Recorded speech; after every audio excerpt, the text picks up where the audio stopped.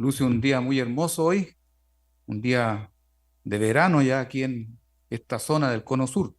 Así que con ese calor, hermanos, eh, entonces doy comienzo ya al mensaje de esta tarde.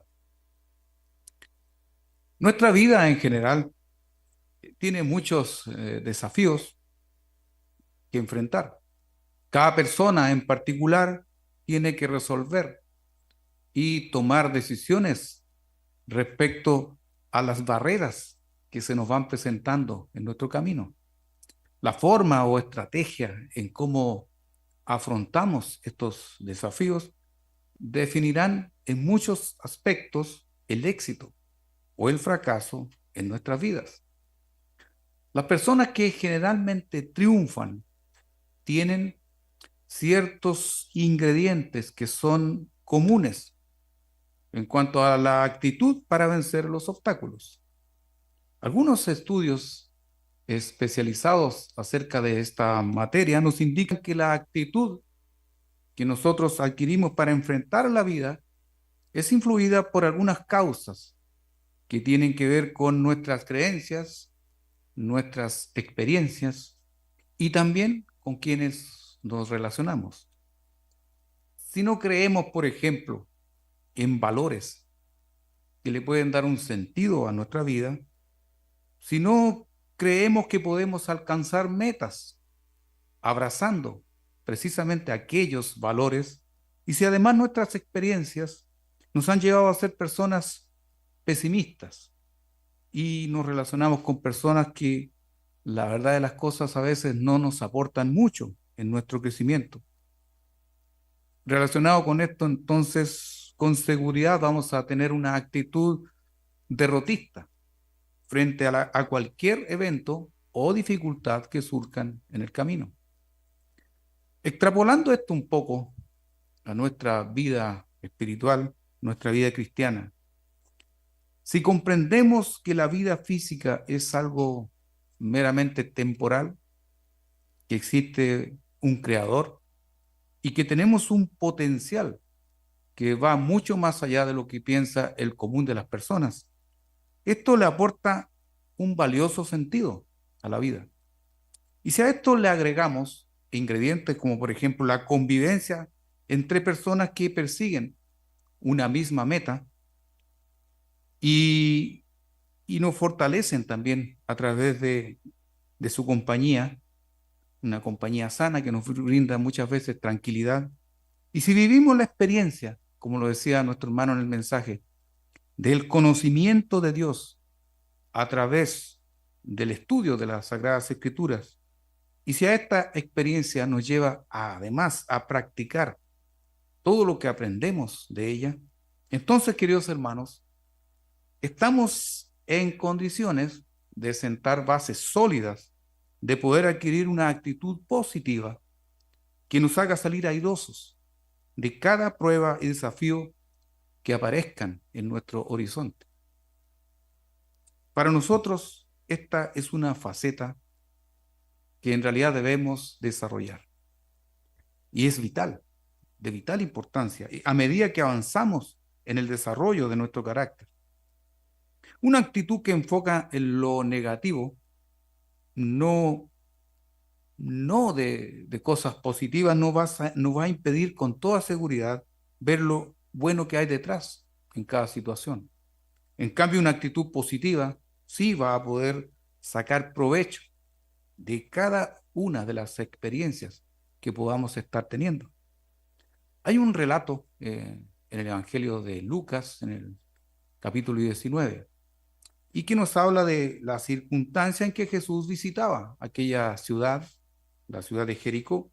Él pasaba por allí dentro de uno de estos viajes y había en esa ciudad un hombre que era un hombre próspero, rico y que tenía un buen empleo. Él era jefe de los publicanos.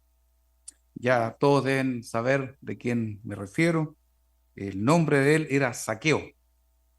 Alguien que por su oficio no era muy querido, según el relato bíblico, reconocido como un pecador, además.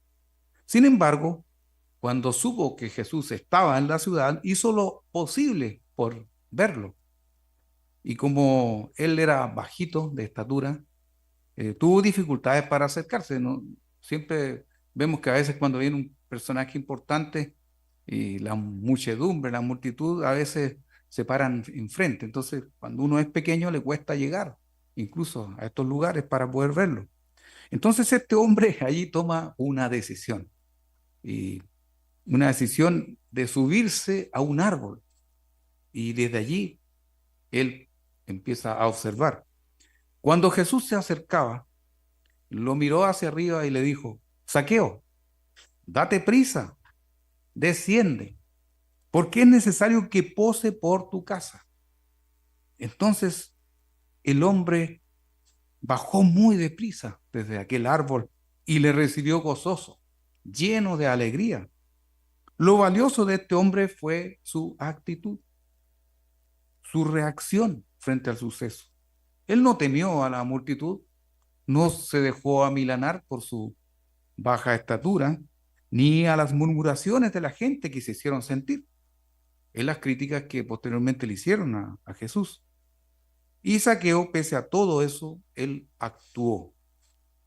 Estimados hermanos, como personas llamadas a este camino, debemos desarrollar esta faceta, que bien puede marcar la diferencia en triunfar o no en la vida. Y, ¿por qué no?, en obtener o no nuestra salvación. Por eso que hoy quiero compartir en esta tarde este mensaje, que yo lo he titulado, para quienes tomen apuntes y lo puedan allí registrar: una actitud conforme a nuestro llamamiento. Una actitud conforme a nuestro llamamiento. Viktor Frankl es un reconocido neurólogo y psiquiatra. Es un hombre sobreviviente de las atrocidades de los campos de concentración nazi. Él escribió un libro que yo lo he citado en más de alguna oportunidad. Este libro es El hombre en busca de sentido. Es un libro donde Frankl expone de manera magistral su creencia de que la voluntad de sentido del ser humano es lo que lo mantiene luchando frente a las adversidades. Qué bello podría ser el mundo, escribió Frankl, después de perder a su esposa y a sus padres en distintos campos de concentración del régimen nazi. Su padre murió en Theresienstadt, víctima del hambre y una neumonía. Su madre murió por gas ahí en el campo de concentración Auschwitz. Y su mujer, la esposa, Tilly Grossen, en realidad fue una, si uno lo mira desde el punto de vista humano, es una desgracia sobre la desgracia. Fue triste porque ella murió en Bergen-Belsen justo el día de su liberación, justo el día en que iba a ser liberada, y fue una desgracia porque ella estaba debilitada por las cosas que había sufrido. Entonces, justo cuando vienen las tropas de liberación británicas, eh, la multitud completa que tenía ansia de ser libre se volcan y llegan a la entrada y aplastan, pasan por arriba de ella y termina muriendo. Tilly Grosser, la esposa de Viktor Frankl. Entonces, nada pudo destruir en aquel minuto incluso la confianza de Viktor Frankl en el ser humano. Y él escribe en este libro, aquí en la página 95, él escribe lo siguiente. Dice: al hombre se le puede arrebatar todo, salvo una cosa, la última de las libertades humanas, la elección de la actitud personal ante un conjunto de circunstancias para decidir su propio camino. Hermoso lo que escribe aquí Viktor Frankl. En el fondo, nosotros somos libres para el escoger qué actitud tomar. pese a las condiciones que a veces nos puede tocar vivir. Y esta, queridos hermanos, es una gran realidad y que la Biblia nos pone ejemplos también de hombres que aplicaron este principio de vida. El nombre por excelencia, nuestro ejemplo sublime es Jesucristo. Dios en la carne, antes de morir, luego de haber sido juzgado injustamente, de haber sido azotado, ridiculizado, lacerado, crucificado. ¿Cuál fue su actitud? Pudo haber elegido varias posturas en su actitud. Por ejemplo, Padre, líbrame de estos malvados seres humanos. Padre, esto es muy doloroso. Líbrame de esta tortura. Padre, castiga a todos estos hombres pecadores. Sin embargo, la actitud de Jesús fue sublime, un ejemplo grandioso para todos nosotros. Él, paradojalmente, eligió perdonar a quienes lo atormentaban. El relato de Lucas 23:34, ahí lo pueden ver después, nos muestra a Jesús pidiendo perdón para ellos. Y Jesús decía, Padre, perdónalos, porque no saben lo que hacen. Debemos reconocer que esto es algo tremendamente sublime, extremadamente. Pero esta realidad no nos puede atemorizar y hacer que tomemos una actitud eh, interna de pensar, bueno, pero es que no podemos compararnos con Jesucristo. Y a veces nos ha pasado que hemos ido a animar a algunas personas y les hemos mostrado estos ejemplos. Entonces las personas dicen, bueno, pero yo no soy Jesucristo, dicen.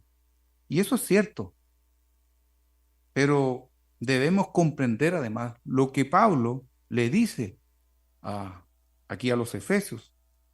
Debemos creer que siendo preparados convenientemente, acompañados de desarrollo de una fe creciente, como nos hablaba allí nuestro hermano George en su mensaje, sumada a nuestra perseverancia, podemos alcanzar realmente cosas impensadas para nosotros.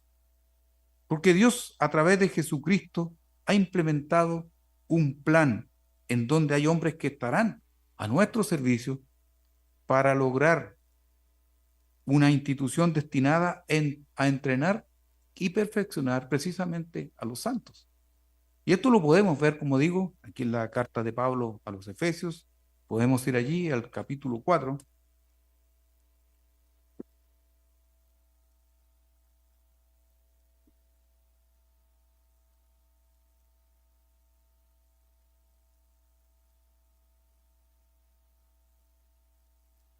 Capítulo 4 y versículo 11 dice,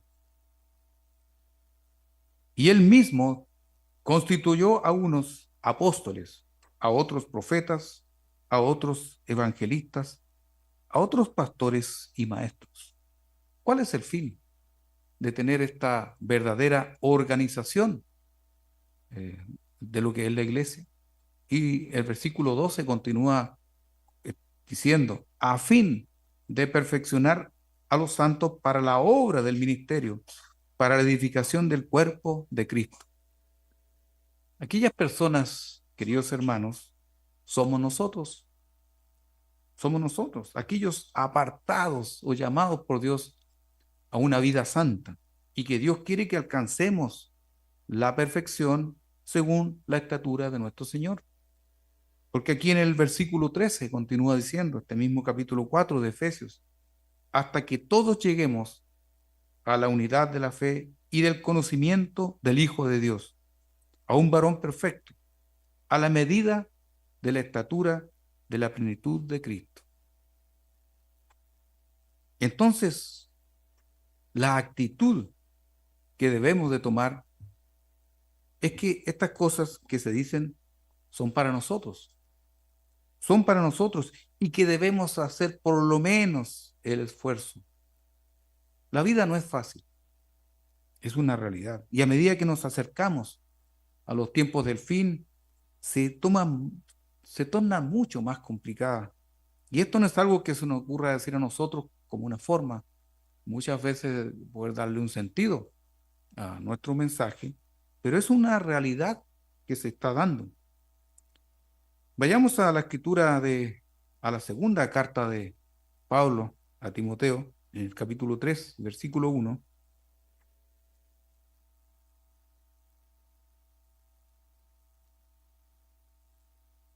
para ver qué es lo que vivimos hoy en día y qué es lo que nos espera vivir mañana. Aquí podemos ver un resumen de las cosas que estamos viviendo.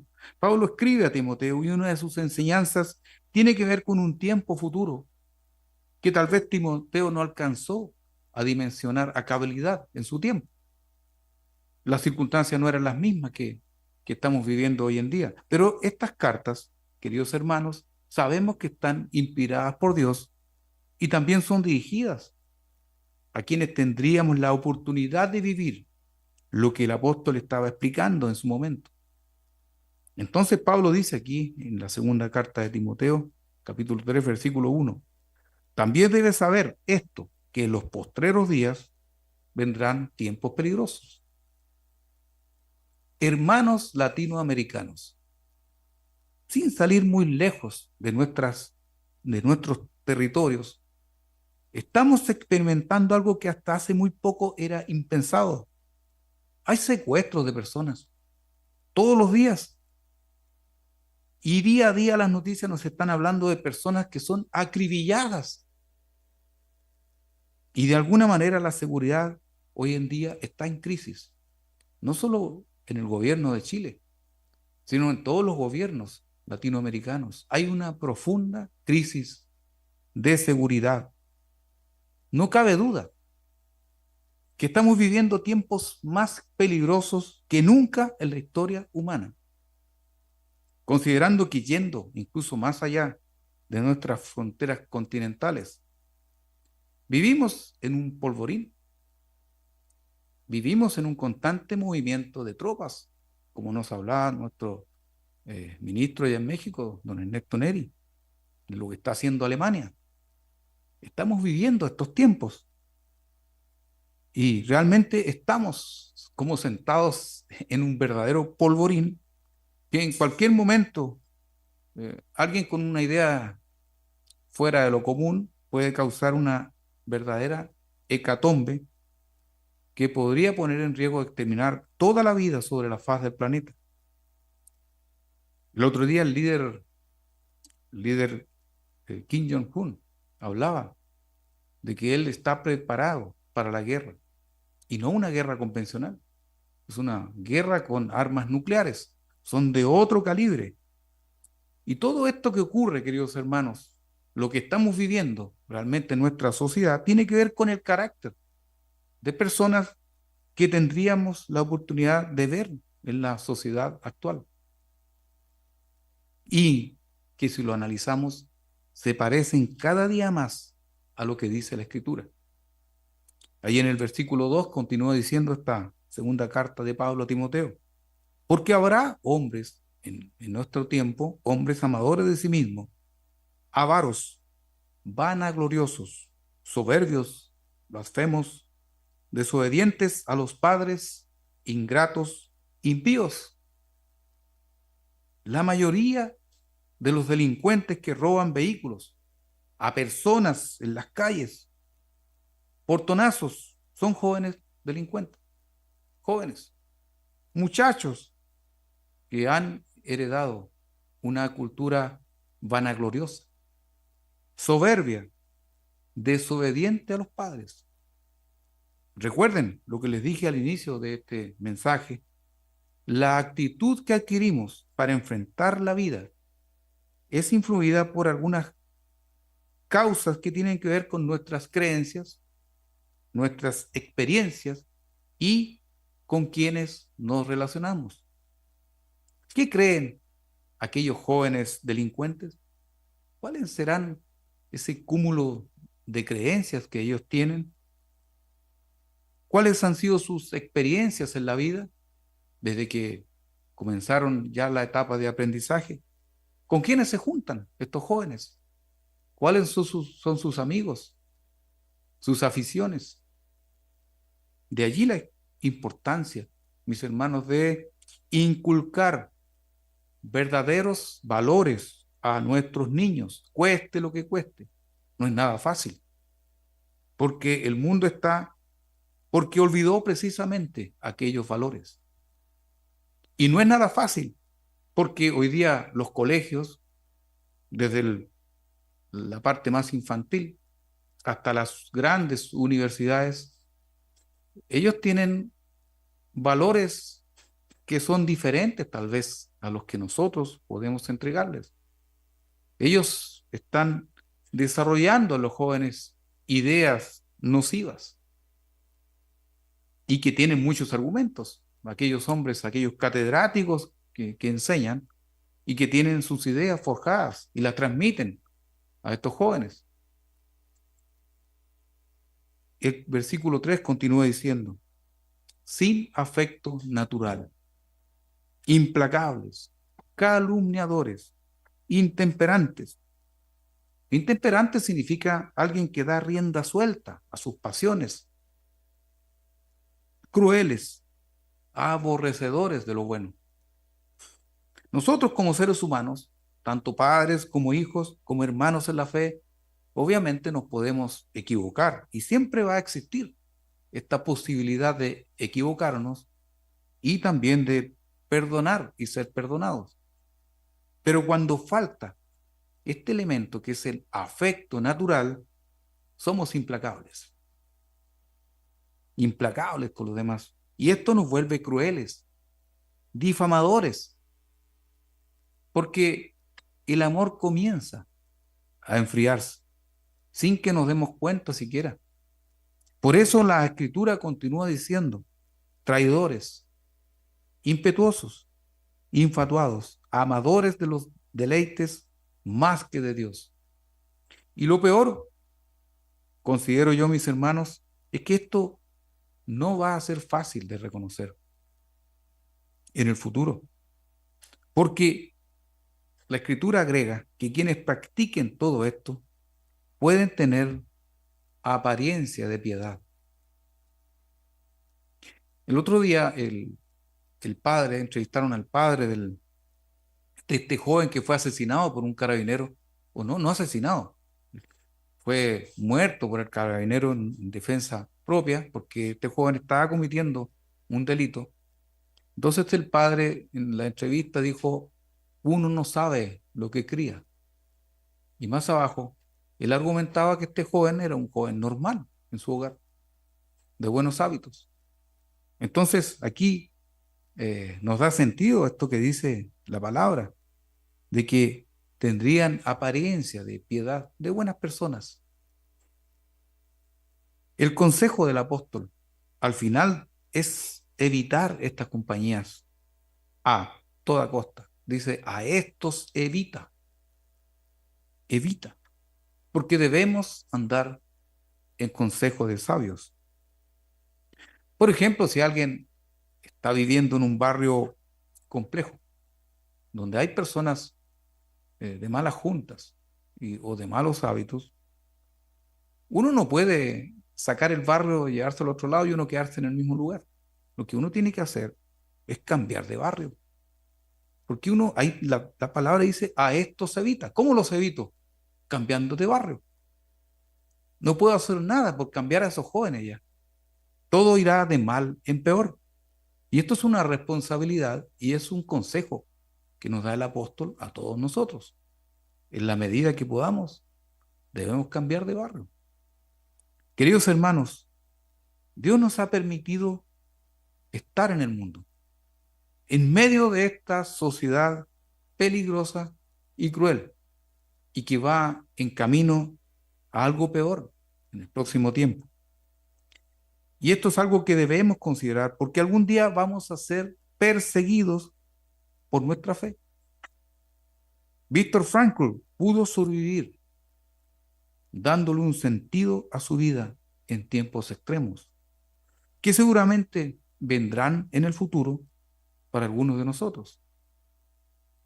Entonces, aquí ya tenemos un marco teórico de dónde tomarnos, de cómo va a ser el escenario y lo que vemos hoy en el mundo y lo que nos espera años más adelante. Ahora, pensando en todo esto, ¿cuán importante se vuelve entonces nuestra actitud? Porque ese es el tema central.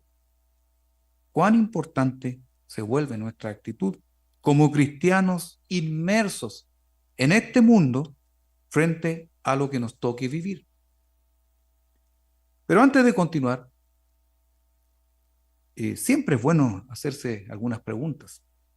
¿Será necesario esto de la actitud o es solo una especulación de aquí del orador, en este caso?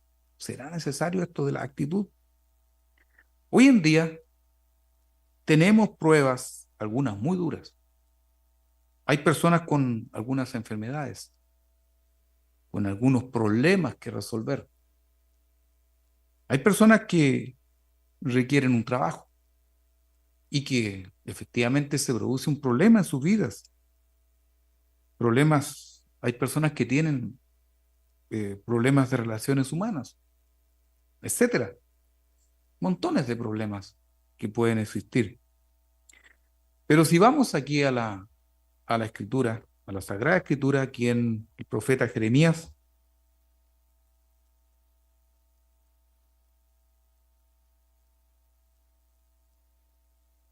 Jeremías 12,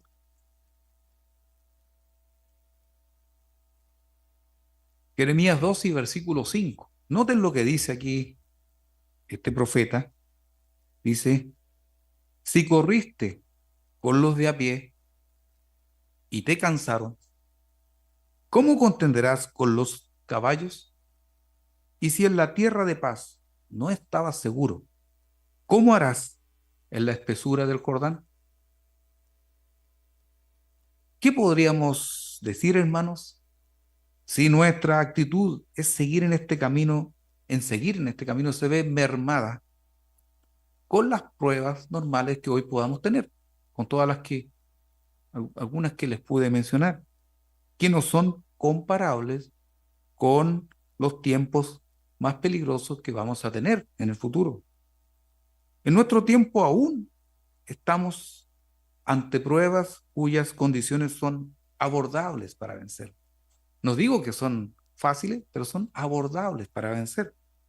La Biblia textual nos dice en Jeremías 12:5, si ya estás cansado corriendo con la infantería, me gusta como lo expresa aquí esta Biblia, esta versión, la pregunta es, ¿cómo podrás competir con la caballería? Nuestro entrenamiento precisamente debe ser para competir en una pista donde haya condiciones totalmente adversas y eventualmente sin posibilidad para nosotros. Ese es el escenario. Lo que nos puede suceder hoy son pruebas normales que están a la par con nuestras posibilidades de zafar y seguir adelante. ¿Qué tan difícil puede ser convivir en este tiempo con las tradiciones y fiestas del mundo? A propósito de lo que vivimos hace unos días y lo que viviremos ya en un día más, la presión familiar. ¿Qué tan difícil puede ser? ¿Qué tan difícil puede ser llegar a los servicios cada sábado sin faltar jamás? ¿Qué tan difícil puede ser? No nos gusta la formalidad en el vestir, por ejemplo. Es que no quiero usar corbata, me es incómodo. ¿Qué tan difícil puede ser aceptar las instrucciones de vestir que nos entrega la iglesia? ¿Qué tan difícil? ¿Qué tan difícil es negarnos a trabajar en el sábado y en las fiestas santas de Dios y asistir? ¿Qué tan difícil puede ser? ¿Qué tan difícil puede ser entregar nuestro diezmo completo para la obra de la iglesia? ¿Qué tan difícil puede ser tratar de cambiar en este tiempo? ¿Qué vamos a hacer, queridos hermanos, cuando vengan pruebas duras, verdaderamente duras, con los de a caballo, como dice la Escritura, con la caballería, condiciones extremas, absolutamente adversas, como las que vivió este señor neurólogo, don Víctor Frankl, donde en cada segundo estaba en juego no una enfermedad, no un trabajo, no una mala respuesta, no un enojo, en fin, nada comparado, mis queridos hermanos, con estar en juego nuestra propia vida. Correr con los de a caballo. Hoy el mundo tiene relativa paz. Aún no tenemos guerras por todos lados. Es cierto, es peligroso, pero no hay bombas cayendo delante y detrás nuestro. Hoy día podemos estar congregados en este hermoso día de sábado veraniego. Pero aún no está el colmo de la maldad sobre nosotros, que aún no podamos ni siquiera salir de nuestras casas. Y Jeremías dice lo que leímos recién. Y si en la tierra de paz no estabas seguro, en esta tierra, ¿cómo harás en la espesura del Jordán? Allí con las alimañas, los bichos y cosas terribles que pueden estar en estas espesuras. ¿Cómo lo vamos a hacer? ¿Cuál será nuestra actitud cuando esto se vuelva realmente una selva? El saloncito de reuniones a veces no a todos nos queda cómodo. Algunos tienen que venir de un poco más lejos y muy lejos y que tardan horas en venir. Pero habrá un momento en que tal vez ya no vamos a poder reunirnos, como estuvimos en pandemia, donde implorábamos por un lugar para poder estar juntos. Se volvió triste, momentos angustiosos, pero debemos querer lo que nos entrega Dios en este momento, atesorarlo, porque no sabemos si lo vamos a tener disponible el día de mañana. Vamos a uno de los profetas menores, Amós.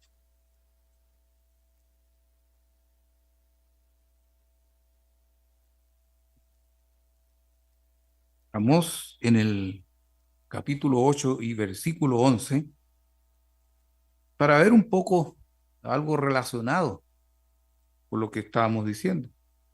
Amós 8:11 dice, he aquí, vienen días, dice el Eterno, el Señor, en los cuales enviaré hambre a la tierra, no hambre de pan, ni sed de agua, sino de oír la palabra del Eterno. E irán errantes de mar en mar, desde el norte hasta el oriente. Discurrirán buscando palabra del Eterno y no la hallarán. Cuando la iglesia haya culminado su misión y antes de ir allí al lugar de refugio, cuando experimentemos persecución, no tendremos la comodidad de poder reunirnos abiertamente, como ahora. Es importante atesorar, queridos hermanos, lo que hoy podemos tener y más importante aún, construir la iglesia en todas las áreas latinoamericanas. Construir la iglesia. La iglesia somos todos nosotros, no es el edificio.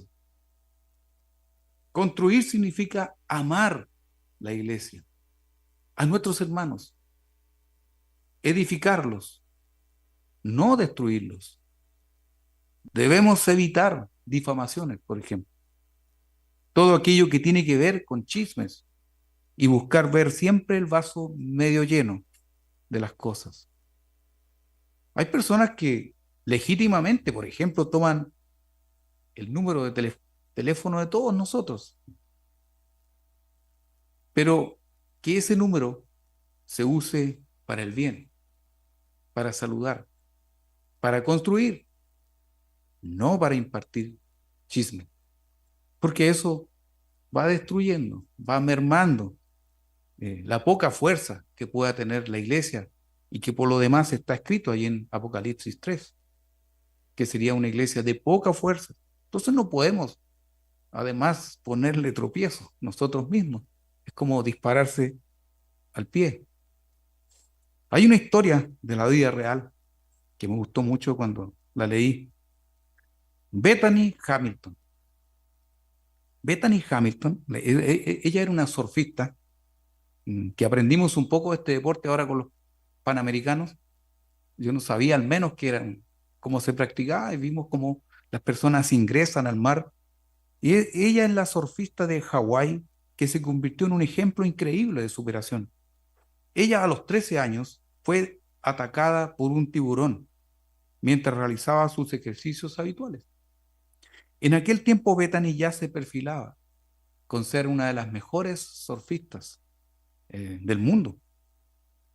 Y bueno, ella tenía habilidades increíbles hasta que ocurrió lo impensado, lo inesperado. Aquel día, cerca de las 7 de la mañana, Bethany se levantó. Ella desayunó como siempre, tomó su tabla y se dirigió a la playa para encontrarse con su hermano. Ese era el equipo que tenía de trabajo, su hermano, su padre y Alana, que era su mejor amiga. Y con el objetivo de tomar las mejores olas, entonces, que podía ofrecer aquella playa, la playa de Kauai. Bethany y su amiga se alejaron unos 300 metros de la costa para tomar una buena ola. 300 metros son 3 cuadras hacia adentro, no es menor. Estaban en eso cuando de pronto el mar se tiñó de rojo. Un tiburón tigre de 4 metros le había arrancado el brazo izquierdo a Bethany, eh, justo por debajo del hombro, es decir, completamente su brazo. Minutos después, y gracias al rápido accionar, porque allí estaba su amiga Lana y su familia, Bethany ya estaba en la cama de un hospital. Y gracias a Dios ella estaba viva, pero en un estado crítico, tras haber perdido el 60% de la sangre, de su sangre. Vi cómo le comieron el brazo a mi amiga, declaró su amiga Lana en el año 2018. Pasó un tiempo de recuperación y Bethany quería volver a surfear. Imagínense. Eh, la mitad de las dificultades de surfear con un brazo son atravesar el oleaje, es decir, internarse para poder atrapar las olas. Pero ella no podía salir porque no podía zambullirse en aquel momento. Las olas me chocaban una y otra vez, explicaba sobre aquellos momentos difíciles de depresión y ofuscación de Bethany. Ella quería volver a practicar su deporte. Ella se desanimaba y yo me desanimaba al verla así, agregaba a su padre Tom. Y él era consciente de los obstáculos que estaba teniendo su hija. Entonces él, como un buen padre, decidió hacer algo que iba a cambiar completamente el futuro de la vida deportiva de Bethany. Me di cuenta de que no podía aferrarse, dice el papá, a una tabla. Y se me ocurrió la idea de colocarle un mango que usaría para aferrarse y poder zambullirse y luego salir. Afortunadamente dio resultado esta estrategia. Y 2 años después del accidente, Bethany sorprendió a todos al presentarse en el Nacional de Estados Unidos para los sub-18. Era un campeonato. Y entonces era la primera vez que una surfista iba a competir con un solo brazo, sin ninguna posibilidad obvia de triunfo. Remar con un brazo, agarrar una tabla, pararse en la, agarrar una ola, pararse en la tabla, parecía algo imposible para todos quienes presenciaban ese campeonato. Entonces ella dice lo siguiente: antes que nada, quiero agradecer a Jesucristo porque es mi todo. Sin él no podría estar hoy aquí, lo dijo en el momento del campeonato. También a mi entrenador Ben Aipa, a ustedes y a todas las competidoras por hacer el torneo más divertido y difícil. Fueron las palabras de Bethany en el atril tras consagrarse campeona del evento. Aquel triunfo marcó un antes y un después en la vida de Bethany. Nunca ella resignó sus sueños. Con 14 años había logrado lo que sus compañeras no pudieron hacer con ambos brazos. Y ahí está la analogía, queridos hermanos. Ella estaba compitiendo con los de a caballo, con un brazo. No tenía ninguna posibilidad. Y ganó el evento. Fue campeona. En lo que respecta a su vida personal, también ha sido un ejemplo. En el 2013 conoció a Adam Dirks, su actual marido y compañero de aventuras, con el que conformó una familia junto a sus 3 hijos, Tobias, Wesley y Mika. A los 31 años se ubicaba entre las 20 mejores surfistas del mundo. Uno de los consejos que finalmente ella deja en su biografía es el siguiente, y que yo he querido compartir con todos ustedes. Ella dice: cuando sientas que la corriente está continuamente en tu contra, sigue adelante, sigue creyendo, encuentra tu esperanza, puedes vencer. Increíbles palabras. Y uno de nuestros referentes bíblicos por excelencia también, sobre tener una actitud conforme a nuestro llamamiento, es el apóstol Pablo. Nosotros podemos encontrar ejemplos como Bethany, personas en el mundo incluso que no tienen nuestra fe, pero son ejemplos que uno puede poner. Y uno de los ejemplos nuestros es el apóstol Pablo, porque él, mientras se encontraba recluido en la cárcel de Roma, continuaba escribiendo. Él estaba allí planificando, trabajando en pos del Evangelio de Cristo. Él no se deprimió ni se echó a morir por lo que le estaba pasando. Y en aquellas instancias, entonces, él escribe precisamente acerca del tema que hoy estamos tratando. Y lo refrenda en su carta a los filipenses. Podemos ir allí a su carta a los filipenses, la carta de Pablo a los filipenses, en el capítulo 1 y versículo 27.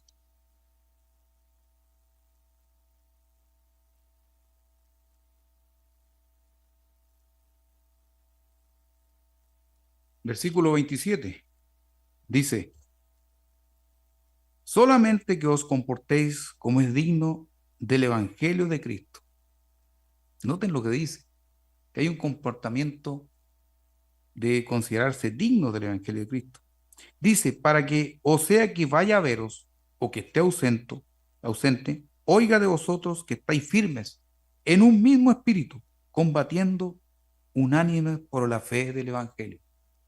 Aquí Pablo les dice, en un lenguaje más de casa, que esté o no esté presente él, quiere escuchar que se encuentran firmes en un mismo espíritu, perseverando, unidos en la fe. Esta instrucción denota un pase lo que pase, sin importar las condiciones o cosas inesperadas que a veces puedan suceder en una congregación. Ellos debían estar firmes, unidos bajo un mismo espíritu de lucha constante. Pablo tenía claro que debemos desarrollar una mente eh, increíble como la de Cristo para hacer frente a todo lo que se venga por delante. Eso es lo que debemos desarrollar. Si nosotros avanzamos en esta carta hasta el capítulo 2 y versículo 5, nos aclara un poco más cuál era el propósito de estas palabras. Aquí en el capítulo 2, versículo 4 de esta carta de Pablo a los filipenses, dice: no mirando cada uno por lo suyo propio, sino cada cual también por lo de los otros. Haya pues en vosotros este sentir que hubo también en Cristo Jesús. Una mente abierta, no centrada muchas veces en nosotros mismos, sino que pensando en que los demás también avancen con humildad y generosidad en nuestras acciones. También en el capítulo 5, en su carta a los Efesios, nos habla de ser imitadores de Dios. Solamente 2 páginas más atrás, aquí, Efesios 5:1, Dice, sed pues imitadores de Dios como hijos amados. Para eso es importante escudriñar las Sagradas Escrituras, pues allí vamos entendiendo cómo es la mente de Dios, cómo funciona, cómo Él actúa. Y con ese conocimiento podemos atrevernos a imitarlo, a imitar el ejemplo de nuestro Señor. Tal vez cuando estemos pasando por dificultades, sería interesante meditar y reflexionar cuál habría sido la actitud de Cristo respecto a esa prueba. Hacía poco estábamos conversando con algunos hermanos y decíamos, ¿qué habría hecho Jesucristo en nuestro lugar cuando se enfrentaba a aquellas pruebas? Por ejemplo, preguntarnos si acaso Él se preocupaba, si Él estaba preocupado por lo que estaba pasando. Perdía el tiempo pensando las cosas que aún no sucedían, porque eso es lo que significa preocuparse. No dice estoy preocupado, preocupado. ¿Cuántos momentos hermosos hemos perdido por habernos preocupados de cosas que incluso nunca sucedieron? Hay gente que, por ejemplo, tiene miedo a los eventos sísmicos, terremotos. Entonces, ponen seguridades en todas partes, eh, luces. Bueno, es importante tener una seguridad, pero a veces se excede la nota, entonces estamos preocupados y a veces un terremoto no ocurrió nunca, pasaron un montón de años. Jesús dijo que basta a cada día su propio afán. El doctor Wayne Dyer, él escribió un libro, y lo tengo aquí también. Este libro dice Tus zonas erróneas. Eh, este doctor Dyer, él habla acerca de la preocupación. Y aquí en la página número 147, él dice, por ejemplo, lo siguiente, yo se lo leo, dice, puedes pasarte el resto de tu vida preocupado por el futuro. Y por mucho que te preocupes, no cambiará nada, dice. Recuerda que la preocupación ha sido definida como el sentimiento que te inmoviliza en el presente por cosas que pueden llegar a suceder en el futuro. No debemos confundir preocupación con hacer planes para el futuro, porque si hacemos planes para el futuro ahora en el presente, puede contribuir a que ese futuro sea mejor. Wayne Dyer, Tus zonas erróneas. Es un libro de mucha información valiosa para nosotros. Y eso es lo que nos dice entonces acerca de este tema de preocuparse el doctor Dyer. Y aquí habla de la preocupación afanosa, eso que nos afana, que nos quite tiempo pensando en lo que pueda suceder en el futuro. ¿Quién le devuelve a una persona aquellas horas pensando, por ejemplo? No comiendo a veces. Hay gente que se preocupa, no hace nada, está abrumada, preocupado por algo que a veces ni siquiera va a suceder.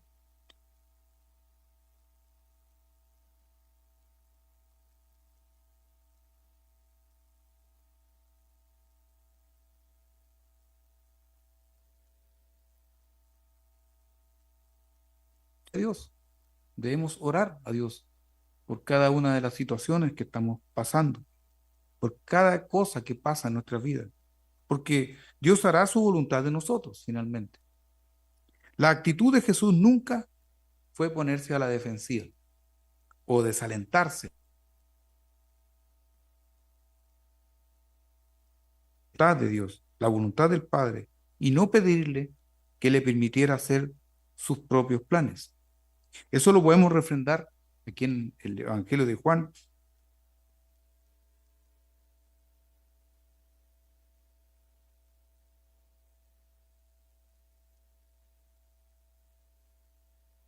En el Evangelio de Juan, en el capítulo 6 y versículo 38, allí dice, porque he descendido del cielo no para hacer mi voluntad, sino la voluntad del que me envió. Y esta es la voluntad del Padre, el que me envió, que de todo lo que me diere no pierda yo nada, sino que lo resucite en el día postrero. Por eso, queridos hermanos, tenemos aquí a nuestro Señor Jesucristo como este espectacular, eh, el training, personal training, podríamos decir, que nos exige al máximo. Ahí está nuestro Señor Jesucristo, dándonos aliento, que nos pide que en medio de las pruebas seamos pacientes, que mostremos humildad cuando somos bendecidos, incluso como él lo hizo en medio de las burlas, el abuso y la hostilidad que podamos encontrar en nuestro camino, porque es posible encontrar eso. Hemos tenido esa experiencia de ello. Él también nos anima a estar llenos de esperanzas. Jesucristo nos fortalece y nos pide a través de su ejemplo que nunca respondamos con maldición, con amenazas, sino que siempre estemos encomendando nuestra causa al que juzga justamente, como lo expresa la primera carta del apóstol Pedro, en el capítulo 2 y versículo 23. Pero eso lo podemos anotar y revisarlo más tarde. Pero más importante, volviendo a la carta del apóstol Pablo a los hermanos de Filipos, aquí en el capítulo 2, versículo 3, dice, nada hagáis por contienda o por vanagloria, antes bien con humildad, estimando cada uno a los demás como superiores a él mismo. En esta línea, Pablo expresa cuál debe ser la actitud del cristiano y en el fondo refleja la actitud que siempre tuvo nuestro Señor Jesucristo. Podemos resumir que se trataba de abnegación, de humildad, servicio. El versículo 3 lo habíamos leído de antes y en el 4 dice, no mirando cada uno por lo suyo propio, sino cada cual también por lo de los otros. Pablo establece aquí que la actitud de un cristiano verdadero debe reflejar un enfoque en las necesidades y los intereses de los demás. Esto es algo que no es natural en el ser humano, nos cuesta. Cuando Cristo vino y habitó entre nosotros hace ya 2000 años, Él fue el pionero de esta nueva actitud en el ser humano. Esta nueva actitud en las relaciones que deben darse con nuestro prójimo.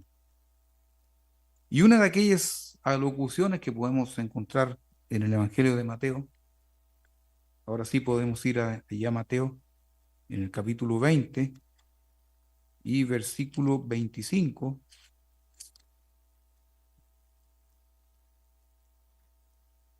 Aquí encontramos una alocución llena de propósito. Un día de aquellos, los discípulos discutían entre ellos algo que tenía que ver con quién iba a ser el mayor cuando viniera el reino. Entonces allí Jesús responde y dice lo siguiente, versículo 25. Entonces Jesús llamándoles dijo, ¿sabéis que los gobernantes de las naciones se enseñorean de ellos y los que son grandes ejercen sobre ellas potestad? Mas entre vosotros no será así, sino que el que quiera hacerse grande entre vosotros será vuestro servidor, y el que quiera ser el primero entre vosotros será vuestro siervo. Como el Hijo del Hombre no vino para ser servido, sino para servir y para dar su vida en rescate por muchos.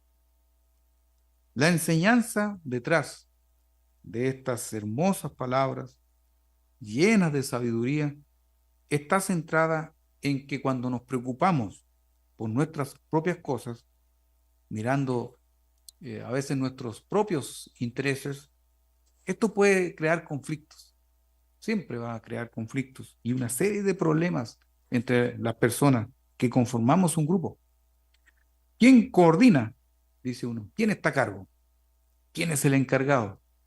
¿Por qué ciertas personas parecieran tener liderazgo en lugar de otras? Y Dios quiere que establezcamos nuestra mirada sobre cómo podemos servir con un propósito serio y lleno de bondad. en las necesidades y preocupaciones de los demás. Ese es el propósito de Dios y no lo que a veces pensamos, porque ya Dios lo tiene resuelto muchas veces antes que ni siquiera nosotros podamos pensarlo. Hermanos, los cargos y todo lo demás son cosas que van a llegar por añadidura, eh, de acuerdo a la forma que tengamos de servir cada uno. Y Pablo nos exhorta más acerca de esta actitud, que es semejante a la de nuestro Señor en su carta a los hermanos de aquí de Éfeso. Eh, la carta de Pablo a los Efesios, en el capítulo 4, versículo 22.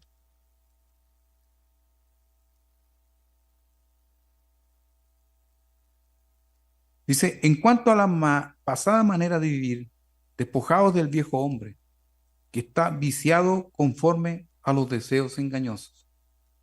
Está hablando de ese viejo hombre. Debemos estar conscientes que la transformación que nosotros experimentamos siendo miembros del cuerpo de Jesucristo, que es la iglesia, no es instantáneo. Aquí nosotros decimos lo único instantáneo que conocemos es el café, pero aquí es un tema serio, no es fácil. Este es un camino largo, a veces difícil, y a veces, obviamente, tenemos el viento a nuestro favor, pero otras veces debemos remar en contra de la corriente. Se torna difícil, tenemos que vortejar. Entonces, lo que sí debemos estar seguros, nunca, como decía Bethany en ese mensaje que dejó en su biografía, nunca, nunca debemos dejar de remar, porque más temprano que tarde vamos a cosechar el fruto de nuestras buenas acciones. Y continúa el versículo 3 de esta carta de Pablo a los Efesios, capítulo 4. Y renovaos en el espíritu de vuestra mente. Aplicar las herramientas aprendidas, como también lo refrendó en el mensaje nuestro hermano George, aquellas herramientas aprendidas de nuestra mente. Nuestra mente salen los malos pensamientos, pero también debemos tomar en cuenta que también salen los buenos pensamientos. Ahí podemos empezar a ver ese vaso medio lleno. También salen los buenos pensamientos. Meditemos en todo lo positivo que podamos encontrar. Llenemos nuestra mente, llenemos hasta el tope de cosas positivas. Y en el versículo 24 continúa diciendo, y vestidos del nuevo hombre, creado según Dios en la justicia y santidad de la verdad. La única forma de llegar a ser hijos de Dios es vestirnos de ese nuevo hombre según Cristo, eliminando aquella idea que fue una de las primeras de las grandes mentiras de Satanás allí en el huerto del Edén. Recordemos aquellos momentos dramáticos en la historia humana y vamos allá al libro de Génesis, el primer libro de las Sagradas Escrituras, en el capítulo 3, versículo 3. Y allí Satanás, en forma de serpiente, le habla a la mujer y le dice en el versículo 1, con que Dios os ha dicho, no comáis de todo árbol del huerto. Todos sabemos que esto no fue la instrucción que Dios le dio al hombre, porque Dios le había dicho a Adán en el capítulo 2, versículo 16 del Génesis, que en realidad podía comer de todo árbol del huerto, excepto del árbol de la ciencia del bien y del mal. Porque sin duda, primero, una primera cosa, desobedecer a Dios es pecado. Y sabemos que el alma que pecare, esa morirá. Por otro lado, el hombre aún no estaba preparado en ese momento para discernir correctamente entre el bien y el mal. Entonces tenemos a Satanás emitiendo esa mentira acerca de lo que Dios había dicho. Pero noten una cosa, que la mujer no cayó inmediatamente en su juego y le responde rectificando lo dicho por Satanás, ahí en el versículo 2 de Génesis 3. Y la mujer respondió a la serpiente, del fruto de los árboles del huerto podemos comer, dice, pero del fruto del árbol que está en medio del huerto, dijo Dios, no comeréis de él, ni le tocaréis, para que no muráis. Pero la vieja estrategia, la vieja escuela de la insistencia, es un argumento que parte de una mentira y luego se vuelve a insistir. Muchas personas han sido engañadas con esta estrategia. Entonces en el versículo 4 dice, entonces la serpiente dijo a la mujer, no moriréis, sino que sabe Dios que el día que comáis de él, serán abiertos vuestros ojos y seréis como Dios, sabiendo el bien y el mal. Satanás les promete aquí a los seres humanos ser dioses si comen del fruto o si desobedecen a Dios. Imagínense lo que hace Satanás. Tener algunos conocimientos, saber algunas cosas, algunas ciencias, no nos puede convertir en dioses. Por eso cobra absoluta validez lo expresado por el apóstol Pablo, de buscar nuestra renovación, de avanzar hacia la conversión a través de una actitud correcta, desarrollando en nosotros aquella mente de Cristo. Eso sí es lo que nos puede llegar a esa transformación final y llegar a nacer en la familia de Dios. Algunas personas a veces se enojan con nosotros porque esperan respuestas personalizadas en favor de lo que ellos piensan. De hecho, nosotros podemos llegar a ser políticamente correctos y entregarles eso que piden y quedar muy bien parados llevando entonces de esa manera un ministerio popular a los ojos de los hombres. Pero aquello no es correcto a los ojos de Dios, porque el objetivo final de Dios para quienes nos considere sus hijos, Él quiere que avancemos y Él no mira nuestra comodidad, sino la transformación de nuestras mentes. Dios quiere que crezcamos espiritualmente, que alcancemos aquella plenitud de Cristo. Eso es el deseo de nuestro Dios. Y aquí es necesario, ya finalizando este mensaje, una pregunta. ¿Acaso quiere Dios que nos convirtamos en clones de Cristo? Como esta frase está famosa de los clones. ¿Quiere Dios que nos convirtamos finalmente en un clon de Cristo? Y la respuesta es de ninguna manera, de ninguna manera. Cada uno de nosotros tiene su propia personalidad. Tenemos nuestra forma de pensar, decidir siempre hacerlo, ser como Cristo tiene que ver con otra cosa. Tiene que ver con la transformación de nuestras mentes, de decidir siempre hacer lo correcto, de decidir voluntariamente estar bajo la autoridad de nuestro Dios y en forma genuina, de tener la actitud correcta, buscando hacer siempre la voluntad de nuestro Dios. Para concluir, queridos hermanos, estamos prácticamente de nuevo en la mitad del camino.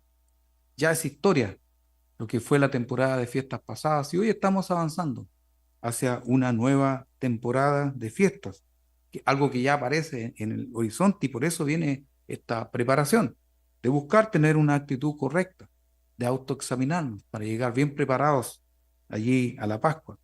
¿Con qué actitud recibiremos este nuevo periodo? Santiago 1.8 dice, el hombre de doble ánimo es inconstante en todos sus caminos. Debemos, queridos hermanos, tener un solo ánimo, unánime. Debemos desarrollar la actitud de seguir siempre adelante, pase lo que pase. Nosotros somos libres, como decía el doctor Víctor Frankl, libres para decidir lo que hemos de hacer en nuestras vidas. Y nuestro Señor Jesucristo espera también que hagamos nuestra parte manteniéndonos fieles a Él.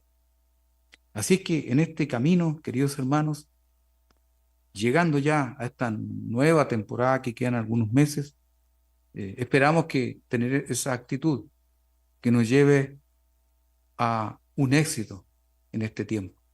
Así que con nada más que decir, les deseo que tengan una muy buena tarde, un resto de sábado,